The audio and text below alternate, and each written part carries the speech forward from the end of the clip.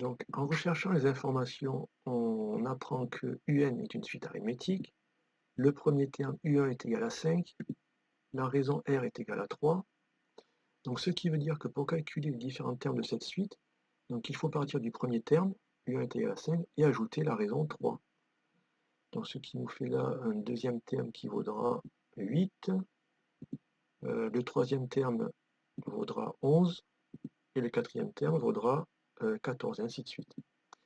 Et nous, ce qui nous intéresse, c'est de calculer le 60e terme. Donc nous pouvons calculer cette valeur, mais en faisant des additions successives, mais ça peut être un peu long. Donc nous allons utiliser une formule qui nous est donnée. Donc nous écrivons cette formule, et nous allons calculer la valeur du 60e terme. Le 60 ici correspond à la lettre N de la formule, qui apparaît à plusieurs endroits. Alors maintenant, nous allons remplacer U1 par sa valeur, 5, plus parenthèse, donc le N, ça correspond à 60, moins 1, parenthèse, fois, et la raison vaut 3. Donc ce qui nous fait un résultat de 182 pour la valeur du terme de rang 60. Ensuite, on nous demande de calculer la somme des 60 premiers termes. Alors comme précédemment, nous allons utiliser une formule. C'est la formule pour calculer la somme des k premiers termes.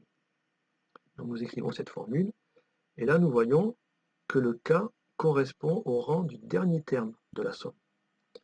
Donc dans notre cas particulier, donc, le rang du dernier terme ici c'est 60. Donc nous voyons que 60, ça correspond à la lettre k de la formule.